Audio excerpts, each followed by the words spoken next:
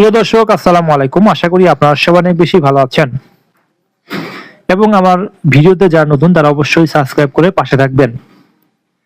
আপনারা জানেন শেখ হাসিনা প্রায় 2 বছর হলো ভারতে অবস্থান করছেন ক্ষমতা থেকে সরে গিয়ে, কিন্তু 2 বছরের মাথায় নতুন সরকার গঠন করে বিএনপি প্রায় 2 মাস হলো। কিন্তু এই 2 মাসের ভিতরে বিএনপি নতুন একটি সরকার দীর্ঘ 17 বছর পরে ক্ষমতায় এসেছে। তবুও কেন বিএনপিকে বাদ দিয়ে আওয়ামী লীগের প্রতি মানুষের এত ভোট দিয়ে অথবা সরকার ফিরিয়ে আনার এত আগ্রহ, সেই বিষয়গুলো নিয়ে আলোচনা করব। আপনারা জানেন আজকে রূপপুর পারমাণবিক বিদ্যুৎ কেন্দ্র একটি ইউনিটের যে উৎপাদন সেটি শুরু করেছেন কর্তৃপক্ষ, এবং সেখান থেকে প্রায় 1200 মেগাওয়াট জাতীয় গ্রিডে যুক্ত হবে। সেই সাথে বাংলাদেশের যে দূরদর্শিতা এবং সম্ভাব্যময়ী বাংলাদেশকে এগিয়ে নিয়ে যাওয়া শেখ হাসিনার যে অবদানটি মানুষ এখনো মুখে মুখে উচ্চারণ হচ্ছে।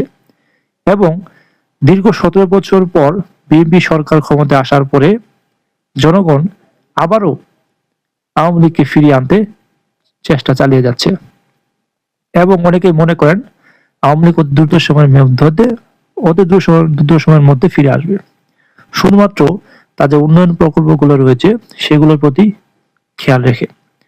অনেক মানুষ মনে করেন আওয়ামী লীগ যখন ক্ষমতায় ছিল তখন বাংলাদেশের অর্থনৈতিক অবস্থা, গার্মেন্ট শিল্প বা ব্যাংক সিস্টেম সকল বিষয় কিন্তু অগ্রগতি হয়েছিল। এছাড়াও অবকাঠামোগত উন্নয়নের মানে অগণিত হয়েছে, যা বলার মতো নয়। এবং শেখ হাসিনা আমলে স্যাটেলাইটের যুগেও বাংলাদেশ প্রবেশ করেছিল।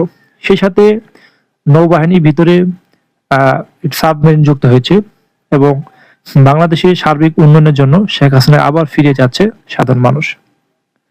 সাধারণ মানুষ মনে করেন আওয়ামী লীগ থাকলে দেশে আরো উন্নয়ন হতো, কিন্তু তারা ভুলক্রমে দুষ্কৃতিকারীদের পাল্লায় পড়ে শেখ হাসিনাকে উৎখাত করেছে বলে এখন তারা স্বীকার করছে। এবং সেই সাথে তা আরো মনে করেন শেখ হাসিনা যদি থাকতো তাহলে দেশের এতদিনে আরো উন্নয়ন হতো। তারা আসলে জানতো না, এই জেনজি তারা জানতো না যে বিএনপির ইতিহাস কেমন। শুধুমাত্র এই দুষ্কৃতিকারী রাজাকারদের পাল্লায় পড়ে সাধারণ মানুষের ভিতরে ঝুপটি মেরে থাকা যে জামাত এবং রাজাকার যা ছিল তারা সাধারণ মানুষকে ব্যবহার করেছে।